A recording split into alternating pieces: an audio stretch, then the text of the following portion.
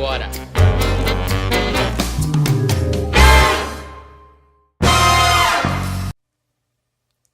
Então, pessoal, eu vou começar a trazer alguns tópicos, e aos poucos eu vou tentar trazer a parte mais técnica, e o que eu julgo ser correto e julgo ser verdade com relação a esses aspectos da Terra plana, né? Os meus alunos terraplanistas, que me desculpem, mas eu não vou concordar com esse tipo de absurdo, tá? O tópico de número 1, tá? Diz respeito à Antártida, tá? Os terraplanistas acreditam que o Tratado de 1959, que é o Tratado da Antártida, é utilizado para, digamos assim, para esconder o fato de que a Antártida é um grande círculo de gelo responsável pelo bloqueio das águas dos oceanos. Então imagine o nosso planeta plano, cercado por uma grande quantidade de gelo, tá? E esse gelo é o que forma a barreira de bloqueio, né, para que a água dos oceanos não fuja, tá? Então os terraplanistas eles utilizam o Tratado de 1959, que foi um tratado assinado por 52 países, né, que coloca a Antártida como sendo um local voltado para a ciência, ou seja, é um território neutro onde somente cientistas podem estar se utilizando desse território para estudos, né? Então os terraplanistas já utilizam ali a Antártida como se fosse um grande círculo de gelo em volta de todo o território, né? E esse círculo de gelo seria responsável por evitar que a água dos oceanos fuja, né? Ou escoe, digamos assim, tá?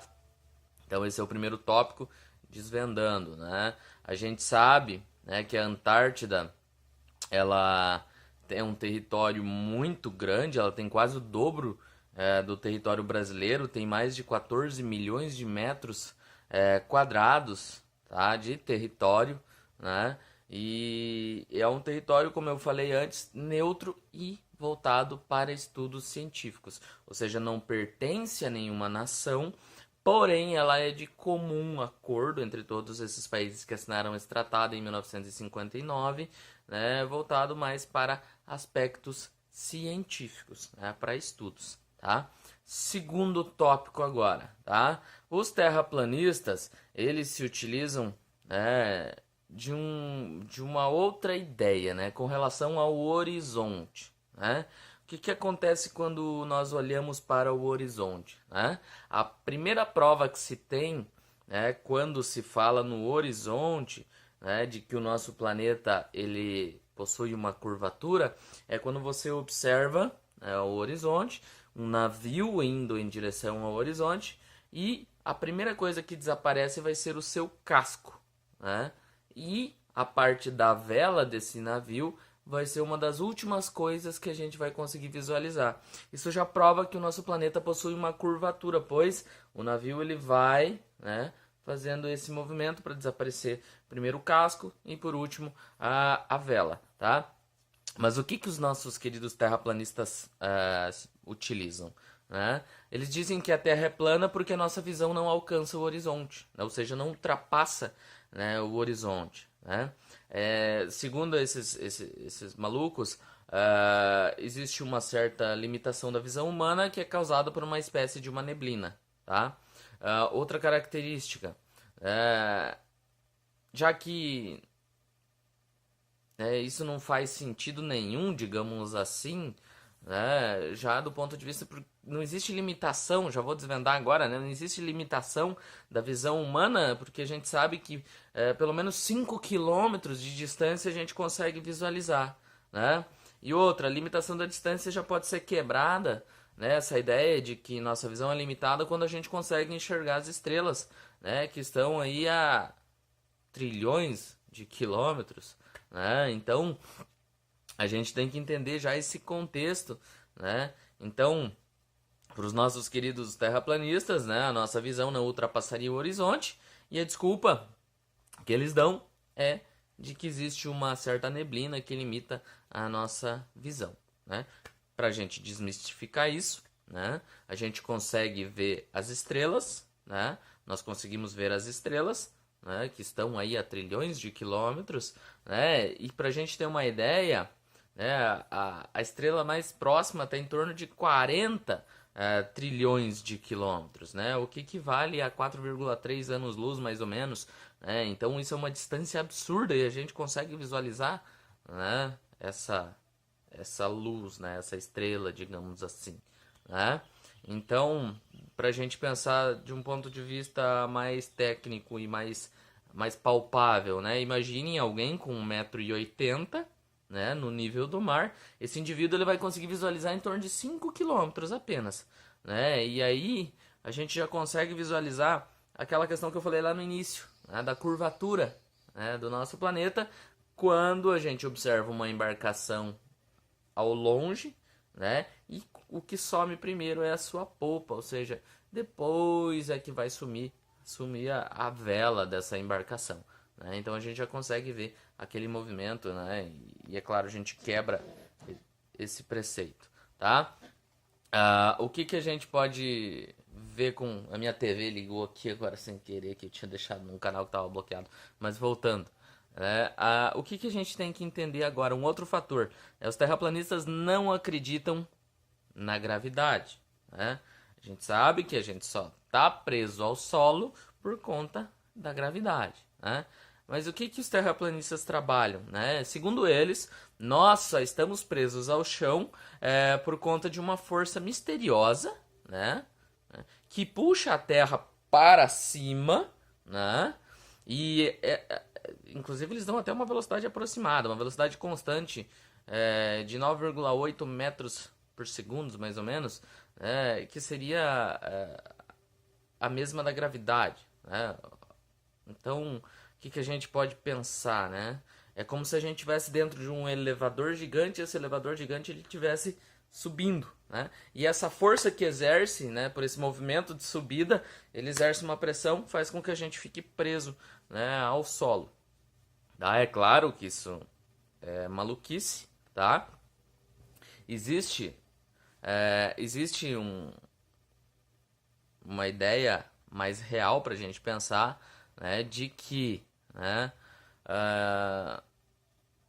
os corpos celestes eles são redondos justamente por conta da gravidade, ou seja, a massa ela gera um campo que suga tudo para o seu centro, né, moldando, né, os planetas em formato de esfera, né? Então não tem nada de elevador, né?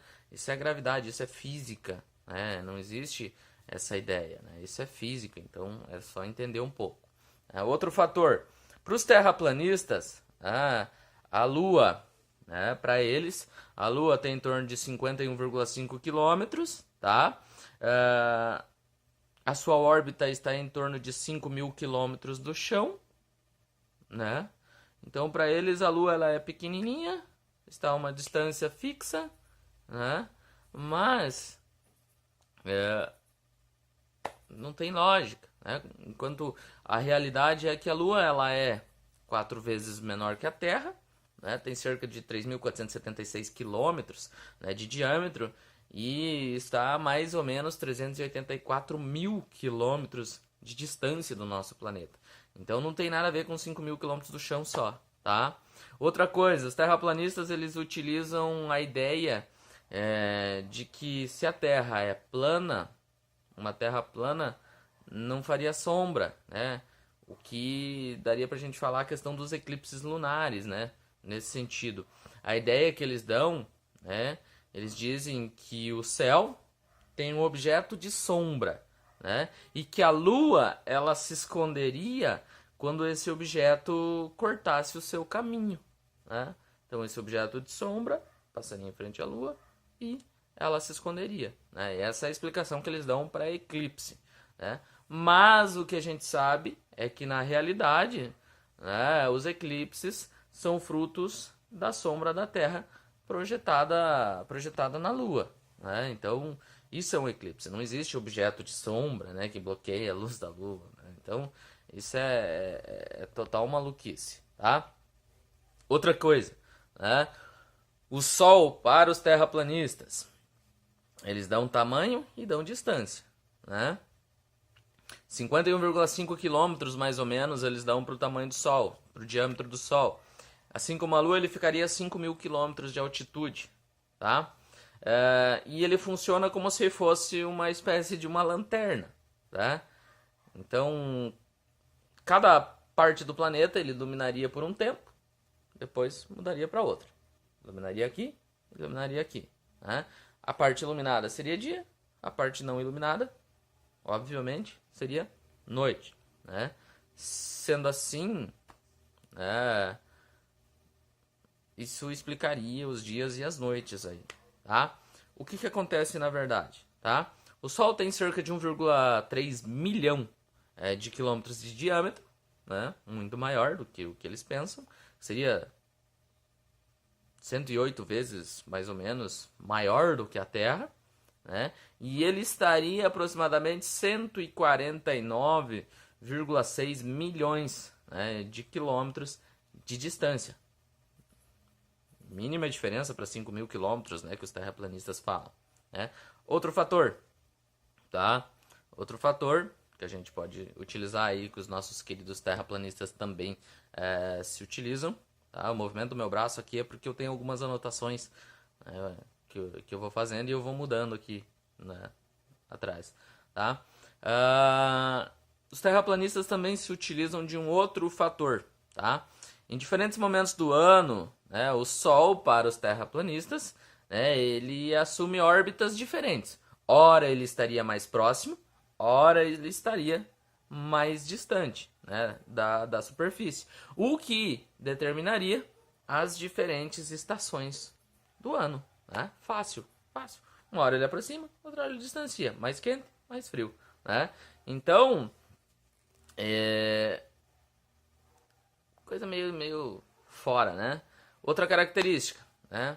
Por conta da movimentação de translação, né? Agora vamos falar da realidade, né? Não existe esse negócio. Claro, a gente tem momentos que a Terra está mais próxima do Sol e momentos que ela está mais distante, né? Isso a gente chama de periélio, para a proximidade do Sol, e afélio, um movimento, né, dentro da rotação da Terra, da translação, da translação, em que a Terra estaria mais próxima do Sol e mais distante. O periélio, proximidade, afélio, distanciamento, tá? Isso a gente sabe que é real, tá? Não existe essa questão de um ponto fixo, iluminar uma parte, iluminaria outra, mais perto calor, mais longe frio, né? Isso é loucura. A gente sabe que as estações do ano, elas são explicadas a partir do movimento de translação, tá? E as variações aí no eixo da Terra, tá? A gente sabe que por conta do movimento de translação, né, o eixo de rotação da Terra, ele possui uma inclinação em torno de 23,5 graus, mais ou menos, e cada hemisfério recebe mais luz solar em determinada época do ano, tá? Quando é, por exemplo, inverno na parte sul, é verão no hemisfério norte e vice-versa. O nosso planeta faz o movimento de rotação, a inclinação, né, pegar esse controle aqui, a inclinação de 23,5 graus faz com que em determinada época do ano, por exemplo, vamos pegar aí dezembro, né? Em dezembro, o hemisfério sul está mais voltado, né, para o Sol, determinando início do verão, né? Agora em junho, né, o mesmo movimento vai acontecer, porém o hemisfério norte é que vai estar sendo mais iluminado, né, pelo Sol, e é claro, eles entram no verão e nós aqui no hemisfério sul, né, entraremos no inverno, né? Na data desse vídeo, a gente está indo em direção ainda ao inverno, né? Estamos, diga-se de passagem, no outono, né? Então, tem essa característica para a gente estar analisando. Outro fator, né? O magnetismo, né? Alguns terraplanistas defendem que o centro da Terra seria plano, né? O Polo Norte ele abrigaria uma montanha magnética que seria responsável por atrair as agulhas das bússolas, né? Por isso que a bússola ela vai, né, apontar sempre para o polo magnético, né? Então essa é a explicação, né? A explicação que eles defendem é que a Terra, o centro, o Polo Norte, né, seria uma grande montanha magnética que seria responsável, né, por atrair as agulhas das bússolas, né? E mais que isso, seria responsável também por manter o Sol e a Lua e as estrelas em volta desse disco planetário. É um outro fator, tá? A atmosfera, segundo os nossos queridos terraplanistas, né? Eles chamam, nem de atmosfera eles não chamam, né? Eles chamam de atmosplana, né? A atmosfera para eles seria atmosplana ou atmocamada, né? Vale lembrar que a atmosfera faz uma referência a um formato esférico, né? Que inclusive os terraplanistas abominam, tá? A camada de gases que envolve o nosso planeta e fica presa aqui por conta da gravidade, né? Isso é real, né? Não tem nada atmosplana, atmocamada, né? A gente sabe que a nossa atmosfera ela é composta aí por vários gases que ficam presos aqui por conta da própria gravidade. E a gente sabe que não temos só atmosfera, estratosfera, ionosfera, mesosfera, exosfera, né? Temos várias camadas dentro dessa, dessa atmosfera que nós temos, né? E cada camada possui as suas características, inclusive características de temperatura. Por exemplo, dentro dessa primeira camada que nós temos, né, a troposfera, nós temos quanto maior a altitude, menor é a temperatura, né? Trocando para a estratosfera já começa a aquecer, quanto mais alto, mais quente. Então, cada camada tem características específicas, tá? Outra coisa, as montanhas e os vulcões, segundo os terraplanistas, né, eles dizem, né, que abaixo da nossa crosta terrestre, né, haveria uma pressão agindo, né, dentro dessa terra plana, e o resultado dessa aceleração que ela sofreria por conta da simulação da gravidade, né, teria criado um vasto oceano de magma no manto terrestre, né, o que justificaria, né, os vulcões, tá? A verdade por trás disso o interior do nosso planeta ele é totalmente instável. Os vulcões e o movimento das massas continentais são o resultado mais notório desse fato. A gente sabe lá que existe a teoria da deriva continental, né, para explicar esse fato, né?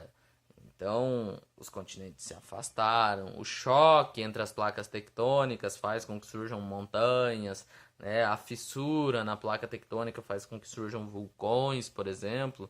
Então, a gente tem toda uma explicação mais técnica do que isso, né? Então, não existe nada de pressão agindo no centro da Terra, que juntando a questão da aceleração, da simulação da gravidade, geraria esses vulcões, né? Tem nada disso, né? Outra característica, o Atlas que a gente conhece hoje, né? O Mapa Mundi usa aquela projeção, vocês já devem ter visto o símbolo da ONU, é uma projeção mais polar e ela é própria para locais mais específicos, né? Então, para você focar num local só, né? Aquela projeção da ONU a gente chama de projeção azimutal, tá? É o que eles utilizam, né? Já que você consegue ver um círculo específico, né, com as suas características, tá? Além do Atlas, nós temos o Equador, né? Para os terraplanistas, o Equador ele seria uma região mais quente que a dos polos, porque ele está exatamente embaixo do Sol, tá? Inclusive o Sol que até agora não tinha e agora vai ficar atrapalhando meu vídeo aqui. Mas, de acordo com os terraplanistas, né, o Equador ele estaria exatamente embaixo desse Sol que está me iluminando agora aqui, ó, por isso que é mais quente, né? Então esse Sol é fixo, está a 5.000 quilômetros, né, e no Equador ele está bem em cima, por isso que seria mais quente, né? Então, existe muita coisa para a gente analisar, né, dentro dessas teorias, e a gente tem que tirar isso da cabeça, porque a ciência levou muito tempo para explicar isso e a gente acaba acreditando nisso porque vê coisa no YouTube, é muita fake news. Então vá estudar, vá ler sobre a ciência, vá ler né? Esses caras que passaram muito tempo tentando explicar, né? Essa teoria da Terra plana ela só surgiu porque uma galera começou a difundir um monte de notícia falsa aí, e a gente está muito submisso, né? A gente está muito submisso a essas coisas da mídia, né? Então, isso é totalmente falso, tá? Para começar, se a Terra realmente fosse plana, né, achatada, a gravidade ela não ia atuar de uma maneira uniforme, tá?